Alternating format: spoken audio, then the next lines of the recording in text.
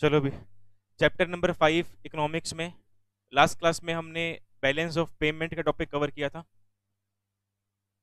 अब टॉपिक आपको उसके बाद दिया हुआ है आगे कंटिन्यूएशन में, foreign investment in India. Topic ये बोल रहा है कि जब भी फॉरेन के लोग इंडिया में इन्वेस्टमेंट करते हैं उसको बोलते हैं फॉरेन इन्वेस्टमेंट। फॉरेन इन्वेस्टमेंट का मतलब इन्वेस्टर फॉरेन कंट्री का होगा और जो इन्वेस्टमेंट की जाएगी वो इंडिया में की जाएगी। तो इन इंडिया की बात हो रही है कि जो इन्वेस्टमेंट हो रही है वो फॉरेन से इंडिया में आ रही है। अब करें, इन्वेस्टमेंट जब फॉरेन से इंडिया में आती है तो वो कितने तरह की होती है? तो फॉरेन की जो इन्वेस्टमेंट इंडिया में आएगी वो दो तरह की होती है, एफडीआई और दूसरा एफपीआई।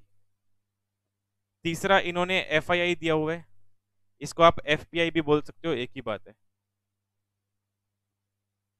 तो मेनली फॉरेन के लोग इंडिया में दो तरह की इन्वेस्टमेंट करते हैं। अब वो दो तरह की इन्वेस्टमेंट कौन कौन सी है वो समझनी है हमें।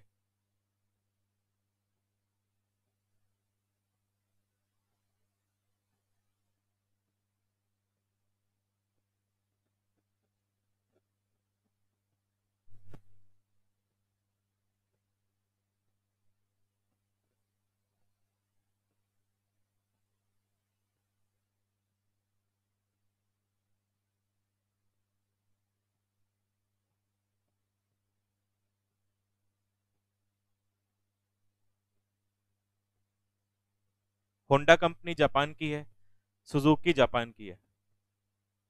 अब ये कंपनीज ऐसी है जो एस्टेब्लिश्ड कहाँ पे है? जापान के अंदर। ठीक है, इनका जो हेड ऑफिस है, जो मेन ऑफिस है, वो कहाँ पे है? जापान में। पर ये लोग इंडिया में भी काम करते हैं। ठीक है, इंडिया में होंडा के प्लांट्स है, कंपनी बना रखी है, पूरी फैक्ट्री खोल रखी है, यहाँ पे गाड़ियां बनती है, होंडा की स्कूटी बनती है और बना के उसको बेचते हैं। सेम टू सेम ऐसे ही सुजुकी। दोनों ही कंपनीज क्या कर रही है? जो फॉरेन में एस्टेब्लिश्ड है, दोनों ही कंपनीज ऐसी है जो फॉरेन के अंदर एस्टेब्लिश्ड है, पर उनके एक एक प्लेस ऑफ बिजनेस कहाँ पे है? इंडिया में प्लेस ऑफ बिजनेस। अब ये लोग इंडिया में आके कोई चीज बना के सेल कर रहे हैं। ठीक है, इस ट्रांजेक्शन को बोलते हैं एफडीआई। इसको हम एफडीआई बोलेंगे। एफडीआई का मतलब foreign direct investment. Foreign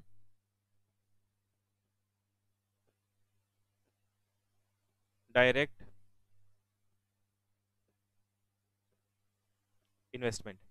FDI का मतलब क्या होता है? जब फॉरेन के लोग इंडिया में पैसा इन्वेस्ट करते हैं और इन्वेस्टमेंट करने का पर्पस बिजनेस करने का होता है। मतलब अगर फॉरेनर इंडिया के अंदर किसी बिजनेस को स्टार्ट करने के लिए और बिजनेस के मालिक बनने के हिसाब से पैसा इन्वेस्ट करेंगे तो उस ट्रांजेक्शन को हम एफडीआई बोलेंगे।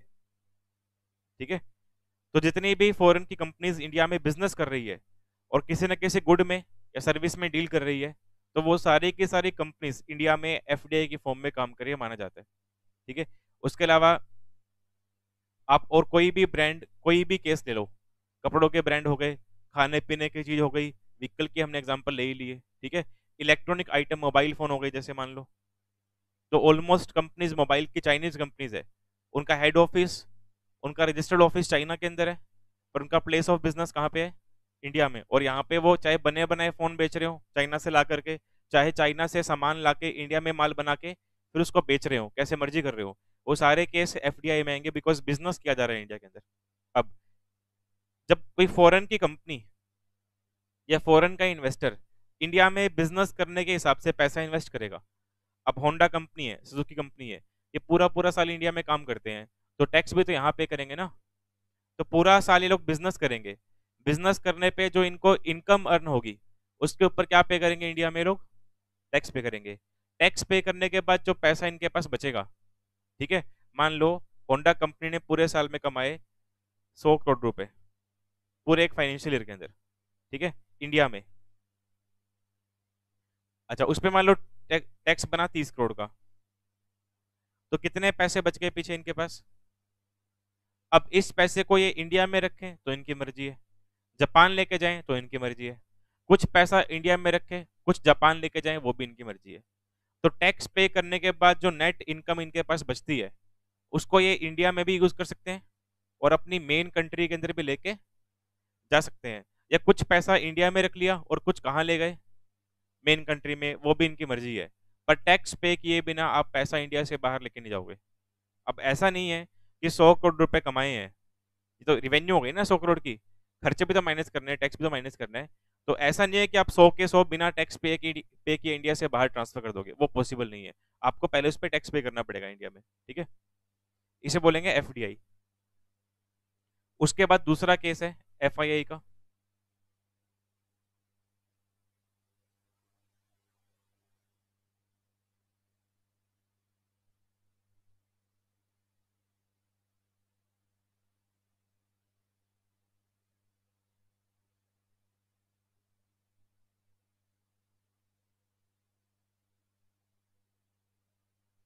इंडिया में एक इंडियन कंपनी है, जापान की एक कंपनी है, या जापान के कुछ नेचुरल पर्सन है, कोई भी मान लो आप। इन लोगों ने क्या किया, इस इंडियन कंपनी के शेयर्स परचेज कर लिए।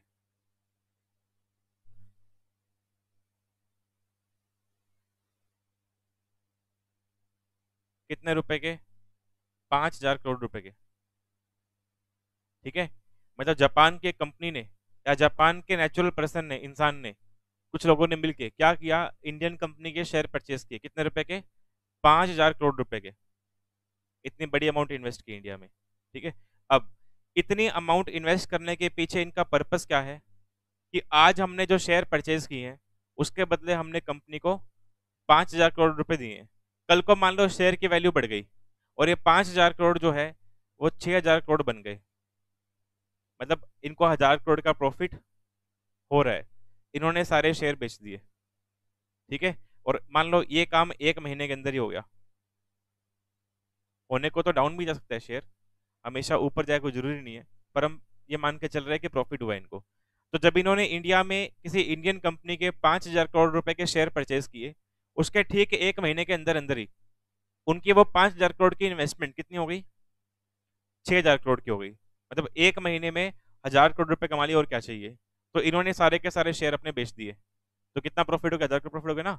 अब 1,000 करोड़ के प्रॉफिट के ऊपर टैक्स पे करेंगे, क्या बिना टैक्स पे के लिए जाएंगे पैसा वापस अपनी कंट्री में? टैक्स पे करना पड़ेगा ना। तो मान लो टैक्स है इसका 100 करोड़, फिर भी कितना प्रॉफिट बचा? हाँ, जो नेट प्रॉफिट है वो 900 करोड़ आ गया। अब ये इस पैसे को चाहे इंडिया में रखें चाहे अपनी कंट्री में लेके जाएं, वो इनकी मर्जी है। इसको बोलते हैं एफआईआई। इसको हम एफआईआई या फिर एफपीआई, कुछ मर्जी बोल दो, एक ही बात है, ये नाम देंगे। तो ये दो तरह की इन्वेस्टमेंट फॉरेन से इंडिया में आती है। अब दोनों में फर्क क्या होगा वो समझो। एफडीआई के अंदर फॉरेन के लोग जब इंडिया में पैसा इन्वेस्ट करते हैं तो उनका पर्पस बिजनेस करने का होता है, कि हम इंडिया में बिजनेस करेंगे, चाहे कोई सामान बना के बेचें, चाहे बने बनाए सामान बेचें, चाहे गुड में डील करें, चाहे सर्विस में डील करें, पर हम बिजनेस करके पैसा कमाएंगे। और जो पैसा कमाएंगे उस पर टैक्स पे करेंगे। टैक्स पे करने के बाद जो पैसा बचेगा वो इनकी मर्जी है, इंडिया में रखना है, वापस अपनी कंट्री में लेके जाना है, कुछ इंडिया में रखना है और कुछ अपनी कंट्री में लेके जाना है, वो इनकी मर्जी है, कुछ मर्जी करें। इसको बोलते हैं एफडीआई। और एफआईआई के अंदर हमारा मकसद बिजनेस करने का है ही नहीं। मैंने एफआईआई के अंदर कहीं पे भी बिजनेस वर्ड यूज नहीं किया, देखो। और यहाँ पे हमने बिजनेस वर्ड यूज किया है। यहाँ पे एफआईआई के एग्जांपल में, सेकंड वाले एग्जांपल के अंदर हमने कहीं पे भी बिजनेस वर्ड यूज नहीं किया। इसका मतलब फॉरेन के इन्वेस्टर जब इंडिया में पैसा इन्वेस्ट करेंगे तो उनका मकसद इंडिया में बिजनेस करने का नहीं है, उन्हें बिजनेस करना ही नहीं है। उनको तो शॉर्टकट तरीके से पैसा कमाना है। और वो शॉर्टकट तरीका मैंने बताया आपको, कि ये लोग इंडिया में सिक्योरिटीज के अंदर पैसा इन्वेस्ट करेंगे, चाहे तो इक्विटी शेयर में इन्वेस्ट कर दे पैसा, चाहे प्रेफरेंस शेयर में इन्वेस्ट कर दे, चाहे डिबेंचर में इन्वेस्ट कर दे, चाहे बॉन्ड्स में, किसी मर्जी सिक्योरिटी में इन्वेस्ट करे। और जब उस सिक्योरिटी की वैल्यू बढ़ जाएगी और इनको प्रॉफिट नजर आएगा, ये उसी टाइम पे अपनी सिक्योरिटी को सेल कर देंगे, प्रॉफिट में से टैक्स पे करेंगे और बचा हुआ पैसा अपनी कंट्री में लेके चले जाएंगे, ठीक है। ये होता है एफआईआई के अंदर। अब आप मुझे बताओ दोनों में से लॉन्ग टर्म कौन सा और शॉर्ट टर्म कौन सा है? हाँ, एफआईआई शॉर्ट टर्म हो गया, ये होगा शॉर्ट टर्म का। बिकॉज यहाँ पे हमारा मकसद शॉर्टकट तरीके से पैसा कमाने का है। तो और बिजनेस, एफडीआई में बिजनेस करते हो तो क्या हम कभी भी जब बिजनेस स्टार्ट करते हैं ना तो सोचते हैं कि बस 2 महीने काम करेंगे फिर काम बंद कर देंगे? बिजनेस हमेशा किस पॉइंट ऑफ व्यू से करते हैं? लॉन्ग टर्म के पॉइंट ऑफ व्यू से। तो एफडीआई हमेशा long term point of view से होगी। ये फर्क है दोनों के अंदर। एफआईआई में जो पैसा इंडिया में आएगा वो कुछ ही टाइम में वापस कंट्री से बाहर चला जाएगा, पर एफडीआई में अगर एक बार पैसा इंडिया में आ गया तो वो जल्दी से पैसा वापस बाहर नहीं जाएगा। हाँ, मान लो अगर कंपनी कल को बंद हो जाए फिर पैसा बाहर जा सकता है, पर जब तक कंपनी चलती रहेगी तो पैसा इंडिया में रहेगा। बल्कि वो तो धीरे धीरे और पैसा इंडिया में लेके आएंगे बिजनेस को बढ़ाने के लिए। कम होने की बजाय पैसा बढ़ेगा बिजनेस के अंदर। तो बिकॉज मान लो हम कोई बिजनेस स्टार्ट करते हैं और हमारा बिजनेस चल पड़ा तो हम उसमें और इन्वेस्टमेंट करते हैं। इन्वेस्टमेंट वापस नहीं निकालते बिजनेस से कभी भी, आप उसमें और इन्वेस्टमेंट करते हो। तो बिजनेस के अंदर तो इन्वेस्टमेंट बढ़ती रहती है, धीरे धीरे कम नहीं होती अगर बिजनेस बढ़िया चल रहा है तो। हाँ, बिजनेस बंद ही हो गया, वाइंड अप हो गया, फिर आप अपनी इन्वेस्टमेंट लेके वापस अपनी कंट्री में जा सकते हो। ठीक है, तो ये दो कंसेप्ट थे हमारे पास। तो आपको इसमें पढ़ना क्या है मैं आपको टिक करवा देता हूँ।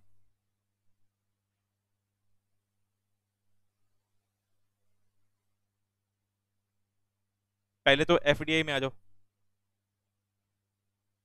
फॉरेन इन्वेस्टमेंट इन इंडिया का फर्स्ट पैरा पढ़ना है। उसके बाद एफडीआई, एफडीआई का फर्स्ट पैरा पढ़ना है। सेकंड पैरा भी चलो पढ़ लो।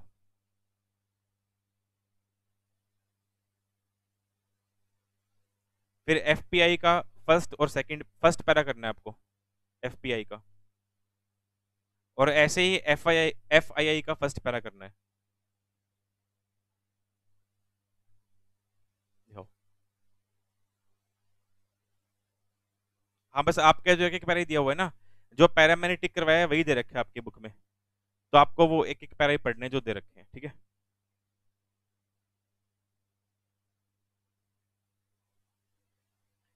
उसके ऊपर जो टॉपिक पे बीओपी हमारा हो गया था कवर, एमएसएमई हो गया था कवर।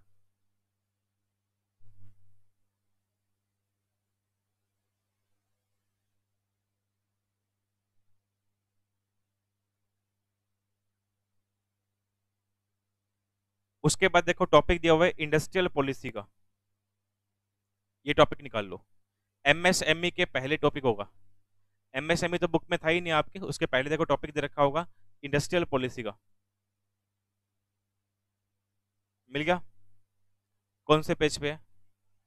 हाँ, 97 पेज पे टॉपिक भी, इंडस्ट्रियल पॉलिसी।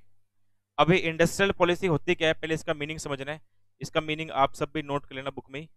इंडस्ट्रियल पॉलिसी एक ऐसी पॉलिसी है जो सरकार बनाएगी इंडस्ट्रीज के ग्रोथ और डेवलपमेंट के लिए। ठीक है, अब पॉलिसी फ्रेम्ड, फ्रेम का मतलब बनाना, a policy framed by government to promote and develop industries in India. India में इंडस्ट्रीज को डेवलप करने के लिए जो पॉलिसी बनती है उसको बोलते हैं industrial policy, a policy framed by government to promote and develop industries in India.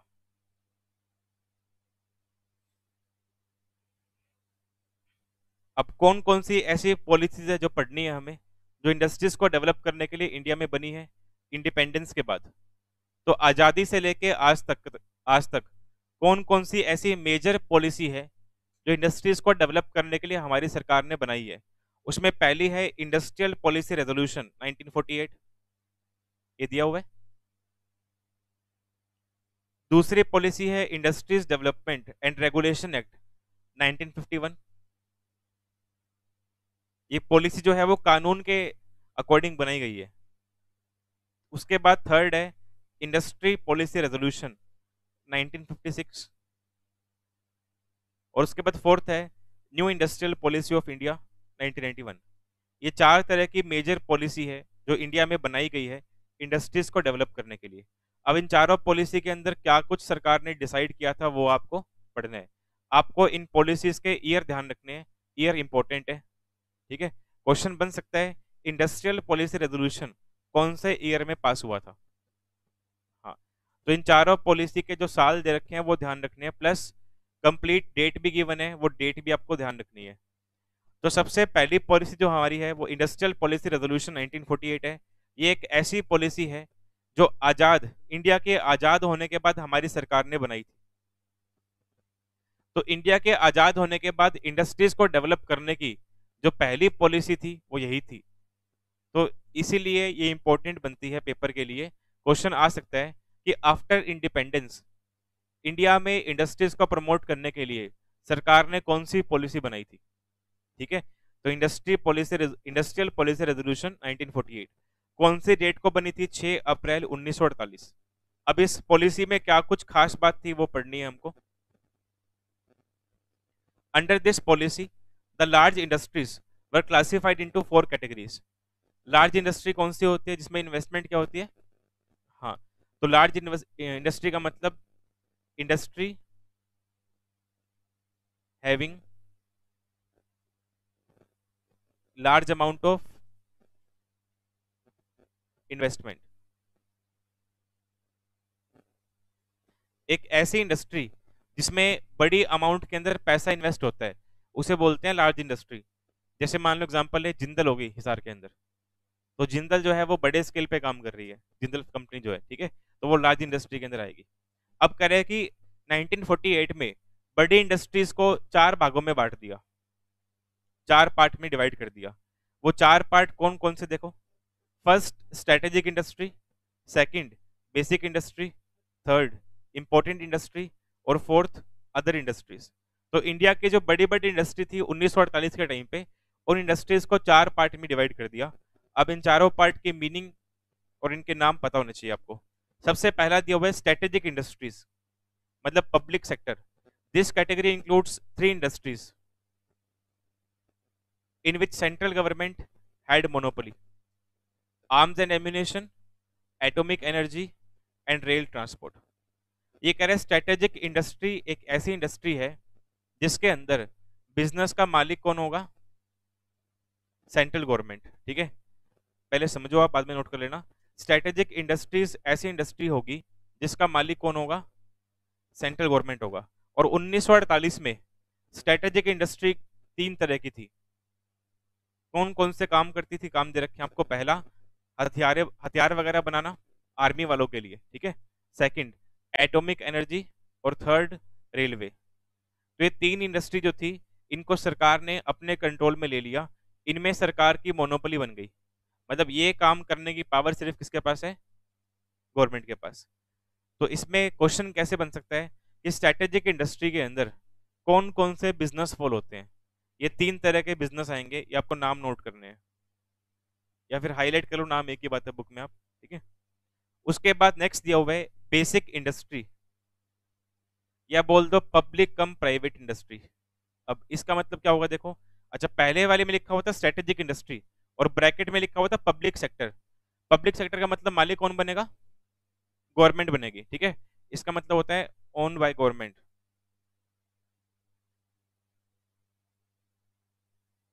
तो 1948 में 3 तरह के काम ऐसे थे जो सिर्फ और सिर्फ सरकार कर सकती थी।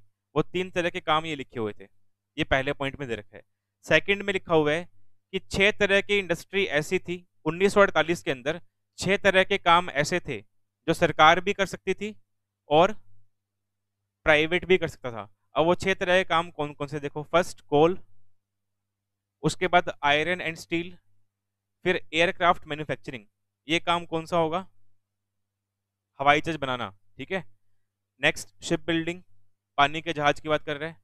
Manufacture of telephone, telegraph and wireless operators, मतलब वायरलेस कम्युनिकेशन करने के लिए फोन वगैरह जो हो गए उनकी बात हो रही है। एंड मिनरल ऑयल, ये 6 तरह के काम हो गए। First coal, second iron and steel, third aircraft, fourth ship building, fifth manufacture of telephone, telegraph and wireless operators, ये सारे एक में ही आएंगे। और छठा हो गया मिनरल ऑयल। ये 6 तरह के काम ऐसे थे 1948 में जिनके लिए सरकार ने ये बोला कि ये काम सरकार भी कर सकती है और उसके अलावा ये काम प्राइवेट को करने की भी छूट दे रहे हैं हम, ठीक है। तो प्राइवेट बंदा भी उस टाइम पे ये काम कर पाता था। उसके बाद नेक्स्ट है इंपॉर्टेंट इंडस्ट्रीज, इसमें 18 इंडस्ट्री आएंगी। तो स्ट्रेटेजिक में 3 आई थी, बेसिक में 6 आई थी, और इंपॉर्टेंट इंडस्ट्री के अंदर 18। 18 industries were kept in the important industry category. अब कह रहे इसके अंदर कौन कौन से काम आएंगे? इंक्लूड्स हैवी केमिकल, कोई भी ऐसी इंडस्ट्री जिसके अंदर डेंजरस केमिकल का इस्तेमाल होता है कुछ बनाने के लिए। Sugar, cotton textile, woollen industry, cement, paper, salt, machine tools, fertilisers, rubber, air and sea transport, motor, tractor, electricity etcetera. तो सारे नाम नहीं दे करके एटसेट्रा वर्ड दे दिया। तो कह रहे ये काम ऐसे हैं जो कंट्रोल्ड प्राइवेट सेक्टर, इसका मतलब ये काम करने की मेन पावर किसके पास गई? प्राइवेट के पास। पर आगे कंट्रोल्ड वर्ड डाल दिया, मतलब ये काम प्राइवेट बंदा करेगा, सरकार बोल रही है, पर हमारा कंट्रोल रहेगा। अब हमारा कंट्रोल रहने का मतलब क्या हुआ? अब जैसे मान लो शुगर मैन्युफैक्चरिंग फैक्ट्री है, ये कह रहा है कि शुगर का काम प्राइवेट बंदा कर सकता है, पर शुगर किस प्राइस पे बेचनी है सरकार बताएगी। ठीक है, तो कंट्रोल्ड वर्ड का मतलब कि कंट्रोल कौन करेगा? गवर्नमेंट।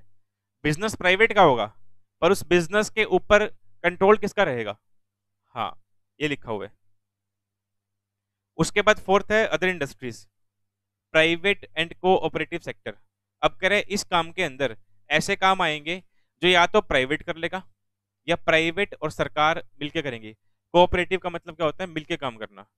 तो ऐसे बिजनेस के अंदर प्राइवेट बंदा और सरकार दोनों मिलके काम करेंगे। All other industries which were not included in the above mentioned 3 categories were left open for the private sector। अब कह रहे कोई भी ऐसा बिजनेस जो ना तो फर्स्ट में कवर हुआ है, ना सेकंड में कवर हुआ है, और ना ही किस में कवर हुआ है? थर्ड में, वो सारे काम प्राइवेट बंदा कर सकता है, हम उसको छूट दे रहे हैं। ठीक है, और थोड़ा बहुत वो काम सरकार भी कर सकती है। अब जैसे अगर हम बात करें स्कूल की, क्या स्कूल फर्स्ट पॉइंट में कहीं लिखा हुआ था? सेकंड पॉइंट में कहीं लिखा हुआ है? और थर्ड में कहीं लिखा हुआ है? हॉस्पिटल फर्स्ट सेकंड थर्ड किसी में लिखा हुआ है? अब आप स्कूल देख लो, इंडिया में सरकारी भी है प्राइवेट भी है, हॉस्पिटल सरकारी भी है प्राइवेट भी है, कॉलेज सरकारी भी है प्राइवेट भी है। ठीक है, तो फोर्थ में वो सारे काम आ जाएंगे जो ऊपर तीनों में किसी के अंदर भी नहीं आए हैं, ये लिखा हुआ है। तो ये हमारी फर्स्ट पॉलिसी थी जिसमें जो भी चीजें डिसाइड हुई थी वो सारी आपको बता दी है। उसके बाद सेकंड पॉलिसी आई इंडस्ट्रीज डेवलपमेंट रेगुलेशन एक्ट, इसको हम शॉर्ट में IDRA बोल देते हैं, industries development and regulation act 1951। अब ये कानून कब बनाया गया और कब पास हुआ? अक्टूबर 1991 में पास हुआ।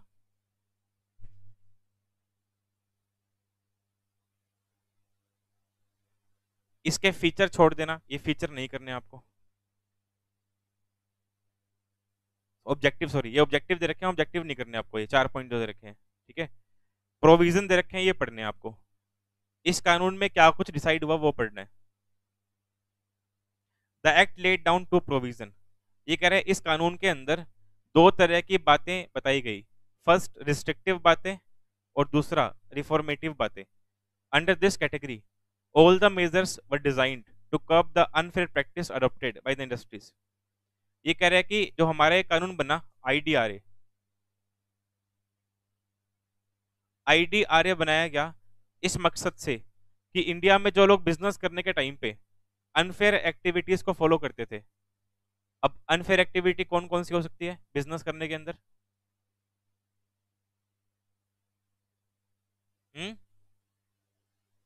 अनहेल्दी कंपटीशन,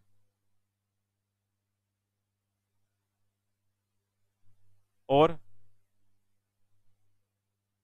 अंडरवेट सामान बेचना। पैकिंग पे लिखा हुआ है 500 ग्राम, पैसे ले लिए 500 ग्राम के, और उसमें रियल वेट 300 ग्राम का है, तो नुकसान कंज्यूमर को हुआ कि नहीं हुआ? अच्छा, एडल्टेड मिलावटी सामान बेचना, उसके अलावा और डिफेक्टिव सामान बेचना, खराब सामान को सही बता के बेच दिया और बाद में बोल दिया कस्टमर को हमारी जिम्मेवारी नहीं है, आपको पहले ही चेक करना चाहिए था, और हमें पता है कि खराब सामान बेच रहे हैं हम। ठीक है, तो उससे नुकसान तो कस्टमर का हो रहा है ना। तो कह रहे हैं ये सब एक्टिविटीज जो है वो अनफेयर होती हैं, ऐसी एक्टिविटीज बिजनेसमैन को फॉलो नहीं करनी चाहिए, बिकॉज इन एक्टिविटीज से बिजनेसमैन को तो फायदा हो रहा है, पर पब्लिक एट लार्ज का नुकसान कर रहे हो आप। तो कह रहे हैं जो लोग ऐसी एक्टिविटीज फॉलो करते थे उस टाइम पे 1951 में, उनको रोकने के लिए ये कानून बनाया गया। ठीक है। उसके बाद नेक्स्ट आओ थर्ड पॉलिसी के ऊपर, इंडस्ट्रियल पॉलिसी रेजोल्यूशन 1956 आईपीआर। इसके फर्स्ट लाइन इंपॉर्टेंट है। अभी हमने आईपीआर पढ़ा था ऊपर, ये वाला आईपीआर जो था वो 1948 का था। ये कह रहा है कि जब 1948 में आईपीआर बनाया गया, इसको बदल दिया, किसने बदल दिया? 1956 वाले आईपीआर ने। तो 1956 में जो आईपीआर बना उसने रिप्लेस कर दिया, बदल दिया पुराने वाले आईपीआर को। ठीक है।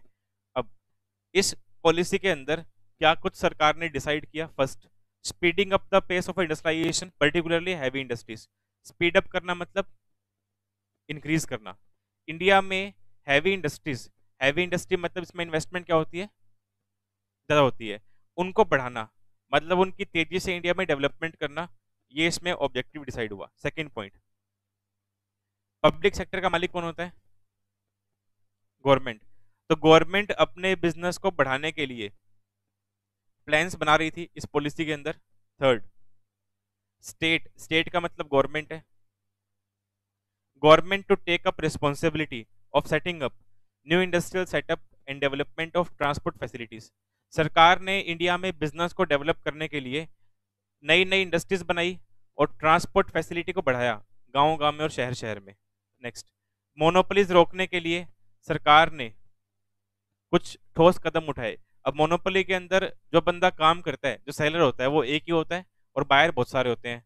तो मोनोपोली में फायदा किसका होता है? हमेशा सेलर का, और नुकसान पब्लिक का होता है ना। तो मोनोपोली एक जो है वो अनफेयर एक्टिविटी है मोनोपोली के अंदर। तो इसको रोकने के लिए सरकार ने कुछ बड़े कदम उठाए, ये लिखा हुआ है। फिर आओ फोर्थ पे, जो हमारी एलपीजी पॉलिसी है उसके ऊपर। एलपीजी पॉलिसी पास हुई 1 जुलाई 1991 को। ठीक है। और किसने पास की थी?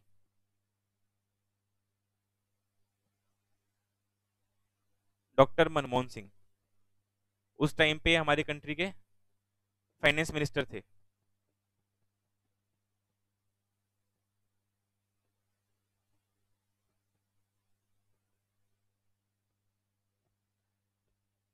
तो सबसे मेन पॉलिसी ये वाली है जिसका ज्यादा इम्पैक्ट इंडिया पे आया और उसका फायदा हमें आज भी मिल रहा है।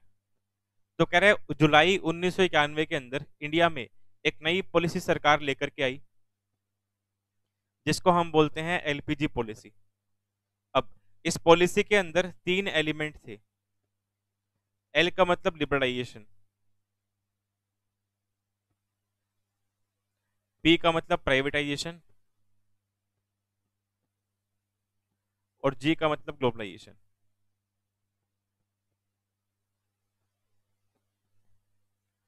लिबरलाइजेशन का मतलब फ्रीडम, आजादी। आजादी का मतलब कि आप इंडिया में बिजनेस करो, सरकार आपके ऊपर रोक टोक नहीं करेगी, सरकार आपके बिजनेस में इंटरफेयर नहीं करेगी। आप कोई मर्जी काम करो, कोई लीगल काम करना जरूरी है। आप उस चीज को बना के कितने मर्जी प्राइस पे बेचो, सरकार आपके कंट्रोल नहीं करेगी। 91 से पहले इंडिया में क्या होता था? प्राइवेट पर्सन के पास काम करने की परमिशन थी, पर प्राइवेट पर्सन के बिजनेस पे कंट्रोल सरकार का था। प्राइवेट पर्सन एक साल में कितने गुड्स बना के बेचेगा 1991 से पहले, ये सरकार बताती थी। अच्छा, किस प्राइस पे बेचेगा ये भी सरकार डिसाइड करती थी। अब मान लो हम कोई नया बिजनेस स्टार्ट कर रहे हैं आज के टाइम में, अब बिजनेस हमारा, पैसा हमारा, तो कितना सामान बेच रहे हैं पूरे साल में वो सरकार डिसाइड करे या हम डिसाइड करेंगे? अच्छा, जो चीज हम बना के बेच रहे हैं उसका प्राइस क्या होगा, वो सरकार फिक्स करे या हम खुद फिक्स करें? तो फ्रीडम होनी चाहिए ना। तो ये फ्रीडम 91 से पहले हमारे पास नहीं थी। इसीलिए 91 से पहले इंडिया के अंदर होते थे, लोग इंपोर्ट पे डिपेंड थे, बिकॉज 91 से पहले इंडिया में बिजनेस करना मुश्किल था। और जो लोग बिजनेस करते थे उनके ऊपर सरकार का कंट्रोल और सरकार की जो इंटरफेरेंस है वो क्या होती थी? ज्यादा होती थी। इसीलिए 91 से पहले इंडिया में बड़ी बड़ी इंडस्ट्रीज नहीं होती थी। अब सामान लेके आना है तो इंडिया में तो बनता नहीं था, फॉरेन से इंपोर्ट करते थे। गाड़ी परचेज करनी है, टीवी परचेज करना है, बाइक परचेज करनी है, मोबाइल फोन या टेलीफोन जो भी था उस टाइम पे, ठीक है, जो बड़ी बड़ी चीजें जो शौकिया तौर की चीजें होती है वो हमारी इंडिया में नहीं बनती थी, पहले फॉरेन से लोग इंडिया में इंपोर्ट करते थे। पर 91 में जब ये पॉलिसी आई तो इंडियन बिजनेसमैन को फ्रीडम मिल गई काम करने की। सरकार ने अपना कंट्रोल बहुत कम कर दिया। इंटरफेरेंस, बेवजह की जो सरकार दखल अंदाजी करती थी बिजनेस के अंदर, वो कम कर दी। अच्छा, सबसे मेन बात, लाइसेंस खत्म कर दिया। 91 से पहले इंडिया में कोई भी बिजनेस करना होता था, चाहे छोटा मोटा बिजनेस कर रहा हूँ चाहे बड़ा बिजनेस कर रहा हूँ, चाहे किसी डेंजरस गुड में डील करना है चाहे नॉन डेंजरस गुड में डील करना है, आपको बिना लाइसेंस इंडिया में काम करने की परमिशन नहीं थी। पर 91 में जब पॉलिसी आई एलपीजी की, तो इंडिया के अंदर लाइसेंस सिस्टम को एबोलिश, एबोलिश मतलब खत्म कर देना, हटा दिया। मतलब 91 में सरकार ने बोल दिया कि आप लीगल बिजनेस करो बिना किसी लाइसेंस के। पर चार पांच काम ऐसे थे जो लाइसेंस के बिना आप नहीं कर सकते, ठीक है, और वो आज भी हैं। जैसे मान लो पेट्रोल पंप खोलना है, एल्कोहल में डील करना है, सिगरेट वगैरह मैन्युफैक्चर करनी है, मेडिसिन में डील करना है, ये सारे काम ऐसे हैं जो आज भी बिना लाइसेंस के हम नहीं कर सकते, ठीक है। तो ये आता है लिबरलाइजेशन के अंदर। दूसरा है privatisation.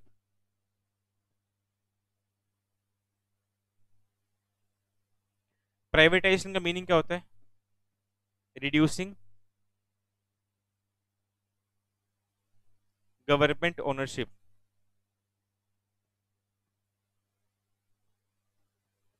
From a business owned by government. कोई भी ऐसा बिजनेस जिसके मालिक सरकार है, उस बिजनेस को किसके हाथों में सौंप देना? प्राइवेट के हाथों में, पैसे के बदले में। उसे बोलते हैं प्राइवेटाइजेशन। जैसे अभी अभी एलआईसी का हुआ है रिसेंट में, अभी रिसेंट की बात कर रहा हूँ मैं, तो जो आजकल में हुआ है, ठीक है। तो रिसेंट में एलआईसी कंपनी जो है उसके अंदर प्राइवेटाइजेशन किया है सरकार ने, और उस कंपनी के मालिक अब हम जैसे लोग भी बन गए हैं इस कंपनी के मालिक। पहले सिर्फ 100% मालिक सरकार थी इसकी, पर अब हम जैसे लोग भी इस कंपनी के मालिक बन गए। तीसरी टर्म है ग्लोबलाइजेशन। ग्लोबलाइजेशन का मतलब अपनी कंट्री को पूरी दुनिया से जोड़ देना, ठीक है। मतलब अपनी कंट्री का जो काम करने का दायरा है वो बढ़ा देना, और दूसरे कंट्री से भी डील करना। तो ग्लोबलाइजेशन के अंदर पैसों की मूवमेंट, गुड्स की मूवमेंट और ह्यूमन बीइंग की मूवमेंट, इंसानों की मूवमेंट बढ़ जाती है, बिकॉज मूवमेंट होना आसान हो गया है। तो कह रहे हैं कि जब एक कंट्री से दूसरे कंट्री के अंदर गुड्स, ह्यूमन बीइंग और पैसा आसानी से आ जा सकता है, उस प्रोसेस को बोलते हैं ग्लोबलाइजेशन। और ये तभी पॉसिबल है जब हमारी कंट्री के रिलेशन पूरी दुनिया से स्ट्रोंग होंगे। अब मान लो हमारी कंट्री सिर्फ अपने आप के अंदर रहती है, इंडिया से बाहर हम डील करते ही नहीं है, तो क्या दूसरे कंट्री से रिलेशन बढ़िया होंगे हमारे? नहीं होंगे। तो फिर पैसों की मूवमेंट भी मुश्किल रहेगी, गुड्स की मूवमेंट भी मुश्किल रहेगी और इंसानों की मूवमेंट भी मुश्किल रहेगी, ठीक है, ये लिखा हुआ है। तो ये तीन तरह के मेन एलिमेंट है जो एलपीजी पॉलिसी के अंदर आए थे।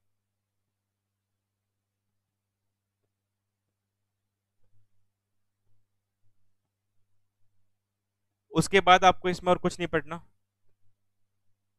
तो ये इंडस्ट्रियल पॉलिसी का टॉपिक खत्म हो गया हमारा।